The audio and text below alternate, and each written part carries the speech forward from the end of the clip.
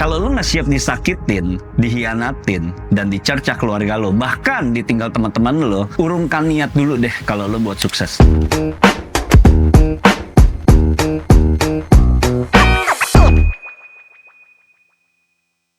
Lupakan teman-teman lo yang ngajak lo tarik turun, karena dalam sukses ini lo nggak butuh yang namanya validasi dari orang lain. Semua itu butuh pengorbanan. Lo harus bisa menemukan trigger lo dulu nih. Ketika lo pengen sukses, lo harus menemukan rasa sakitnya lo dulu. Dan di sini gue pengen kasih tahu 6 rahasia gue untuk bisa lebih sukses jauh lebih cepat dibandingkan teman-teman lo.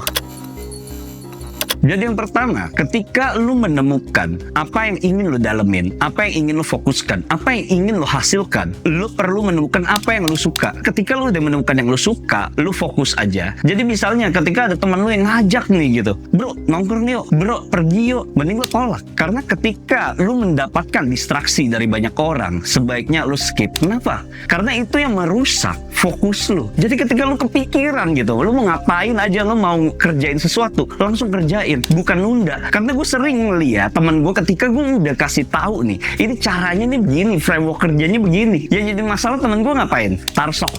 Itu mungkin sering terjadi sama kehidupan lo. Dan gue juga pernah ngalamin. Makanya gue pernah yang namanya gagal. Sesuatu yang kita tunda, lo ujung-ujungnya bakal mundur nih. Timeline lo akan mundur. Karena gue udah menyadari masalah gue di situ. Gue jadi ibaratnya ketika gue kepikiran sesuatu, gue catet. Besoknya gue kerjain. Itu semua gue lakukan timeline satu-satu. Dan di sini gue melihat ada yang namanya skala prioritas. Ketika bisa lu udah menemukan skala prioritas, ya udah gue langsung kerjain.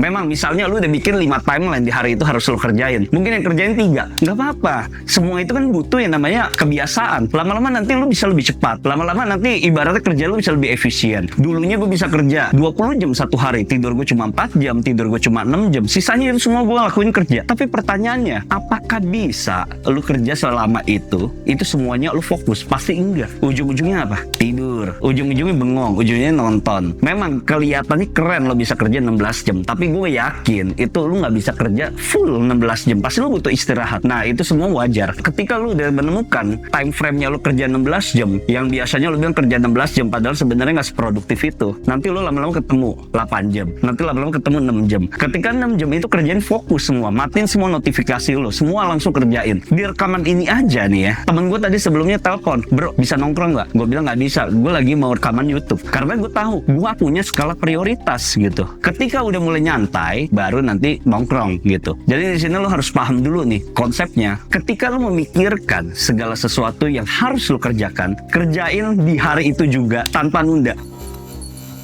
Ini contoh ya kayak gue hobi yang namanya main yoyo gitu. Pertanyaannya, ketika gue melihat di seluruh dunia, apakah ada orang yang bisa kaya dari yoyo? Jujur aja, gue udah main yoyo itu sekitar sampai hari ini, itu 20 tahun. Dulunya gue juga sempet jualan yoyo, gue ngimpor yoyo dari China, dari US, dari Hong Kong. Itu semua gue masukin ke Indonesia, dan itu menjadi salah satu toko yoyo terbesar. Tapi pertanyaannya, ketika gue sudah melihat dan melakukan riset di seluruh dunia, ternyata di Indonesia, gue tidak bisa kaya dari hobi yang gue suka. Jadi ibaratnya permainan passion aja, hobi passion. Nah, ketika lu bisa melihat sesuatu seperti itu, ya lu jangan dalemin lagi. Lu harus fokus ke sesuatu yang bisa membuat lu jadi kaya. Misalnya lu melihat digital marketer, ada yang kaya gak? Ada. Orang jualan online, ada yang kaya gak? Ada. Liatin orang yang sudah terbukti sukses di bidang itu. Kalau misalnya banyak orang yang gak sukses, ya lu gak usah yang namanya ngedalamin hal itu, buang-buang waktu. Kalau misalnya lu udah umur 25, 30 tahun, sebaiknya sih lu mendalamkan sesuatu yang bisa menghasilkan uang gitu. Contohnya kalau misalnya lo freelance desain, atau lo fotografer, atau lo video editor, ya itu difokusin aja gitu. Karena banyak juga kok mereka akhirnya bikin agency, setahun pun mereka juga bisa hasilin miliaran dari hobi yang mereka jalankan. Makanya kalau misalnya lo pengen dalemin sesuatu yang bisa menjadi karir lo juga. Nah, ini sebenarnya ada cara yang paling singkat untuk lo bisa menghasilkan uang. Jadi sebenarnya kenapa sih gue memilih digital product gitu? Karena gue melihat makin kesini ketika gue udah 8 tahun nih menjalankan digital marketing, dan gue sempat juga gagal 5 tahun gitu. Jadi kalau kita akumulasi, gue udah belasan tahun nih ngejalanin bisnis. Dan di situ gue ngelihat perbedaannya apa sih? Orang yang memang sudah mempunyai bisnis tapi kok cash-nya kok nggak ada. Bisnisnya gede, cash-nya nggak ada. Kemudian ada juga yang punya bisnisnya mungkin nggak terlalu gede, gede, tapi cashnya jauh lebih banyak. Yang membedakan ialah flow. Kalau lu tahu ini namanya flow itu ialah arus prosesnya, jalurnya tuh kemana aja. Semakin panjang flow bisnis lo, akan semakin sedikit juga profitnya. Contohnya, lu membuat sebuah brand, misalnya brand skincare gitu. Ketika brand skincare ini udah mau diproduksi, ada yang namanya pertama perizinan. Lu bikin brandnya dulu, lu harus daftarkan. Ini lu harus bikin BPOM-nya juga. Setelah brand itu udah selesai perizinan dan bikin BPOM, lu harus masuk yang namanya produksi. Setelah produksi sudah selesai, lu harus juga namanya membangun tim operasional. Ketika tim operasional udah jalan, lu harus yang namanya membuat konten marketing. Setelah konten marketing ini sudah jalan, baru terjadinya sales. Pertanyaannya, kalau salesnya itu jalan, kalau nggak jalan, artinya dari flow ini bisnis lu sudah mengeluarkan banyak dan lu terancam bangkrut. Dan disinilah masalahnya orang menjalankan bisnis online biasanya pada umumnya. Jadi misalnya lu ngelihat, wih gila omsetnya 10 miliar. Tapi pertanyaannya, ketika sudah dipotong sama cost operasional, tim marketing, tim konten, kemudian tambahin cost buat operasional gudang dan stok, dan belum biaya yang lain, berapa profit yang dia bisa hasilkan dari omset 10 miliar itu? Bahkan gue sering ngeliat masalah teman-teman gue, omsetnya segitu, profitnya tuh kecil. Bahkan ada yang profitnya cuma 200 juta, 300 juta. Dan ini balik lagi nih ke manajemen bisnis lo. Semakin panjang flow-nya, semakin sedikit juga profit yang lo dapat. Jadi lo harus paham di sini konsepnya. Makanya kenapa gue memilih produk digital. Produk digital ketika gue membuat sekali, gue tinggal jual berkali-kali. Ini flow-nya sangat pendek. Gue tinggal bikin produk, gue marketingin produknya, gue bikin kontennya juga, kemudian habis itu gue jualan. Dan itu flow-nya sangat pendek. Dan gue nggak perlu yang namanya stok produk. Tentu, lo nggak bisa ngebandingin 10 miliarnya produk fisik sama 10 miliarnya produk digital. Produk digital itu untungnya tuh bisa 80%. Pertanyaannya, apakah produk fisik bisa? Gue nggak yakin bisa. Tapi kalau produk digital itu cuannya tuh sangat besar. Makanya kenapa gue memilih itu. Gue nggak apa-apa deh mengeluarkan waktu sebanyak itu untuk fokus ke produk digital. Duitnya jauh lebih banyak. Makanya gue milih flow yang lebih pendek tapi bisa ngasilin duit yang jauh lebih banyak. Daripada gue capek-capek buat nyetok produk yang kelihatannya omsetnya gede tapi profitnya nggak bisa gue kantongin setiap bulan.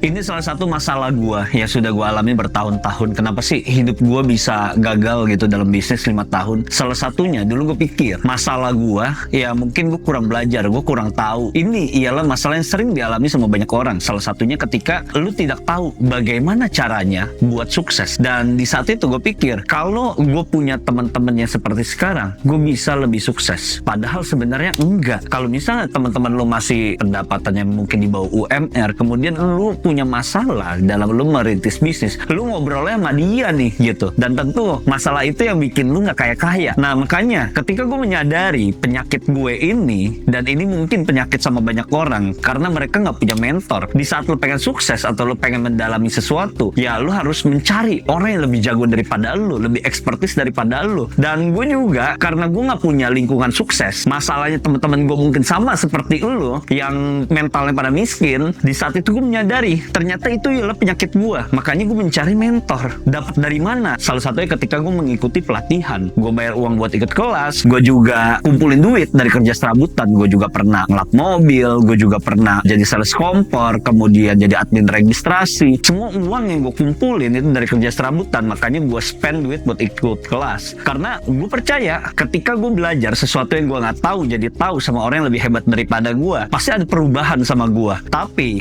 yang jadi permasalahan, orang-orang di Indonesia itu pada ngatain orang nih yang jualan kelas. Padahal kalau gue dalam posisi terpuruk gitu, gue nggak tahu cari jalan keluarnya, ya gue pasti akan mencari orang-orang yang lebih hebat, yang mereka memang pengen dibayar buat belajar. Makanya kenapa lu pada miskin, lu pada itu tolol, nggak mau belajar, nggak mau nge-upgrade ilmu, otaknya itu lebih baik nyoli mungkin di kamar gitu. Karena lu pada nggak paham sebenarnya ketika lu mau belajar menjadi yang terbaik, lu harus mencari orang yang lebih hebat daripada lu. Gue aja sekarang juga masih bayar kok, apapun yang gue pengen belajar gue pasti bayar kok, karena gue akan selalu mencari yang terbaik dari yang terbaik untuk belajar, untuk jadi lebih jago.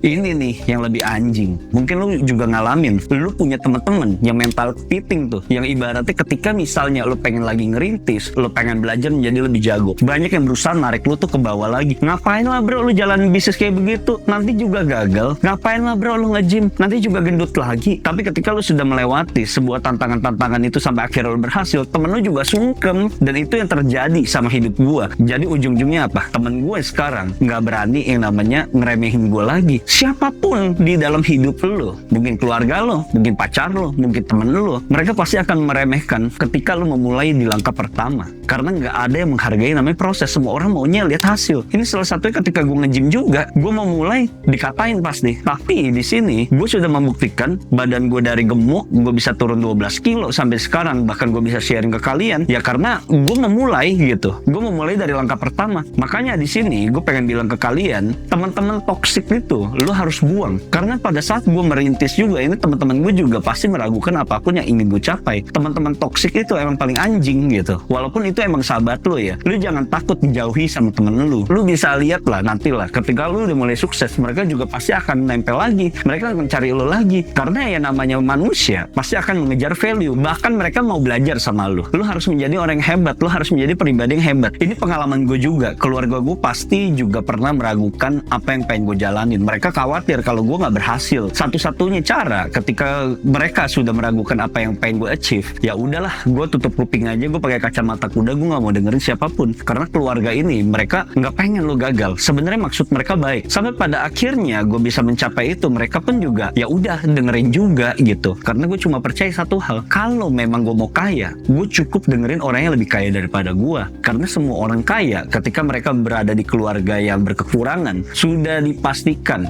keluarganya pasti meragukan apa yang mereka inginkan. Tapi ketika lu sudah mencapai itu, semua respect dan hidup lu pasti bakal berubah 180 derajat. Mau itu keluarga lu, mau itu mantan lu, mau itu temen lu, mereka akan respect sama lu. Sampai pada akhirnya lu itu akan dicari sama keluarga-keluarga, mungkin temen lu atau mantan lu juga. Atau mungkin saja mereka diam-diam masih stalking Instagram lu, habis itu mereka bakal nyesel gitu.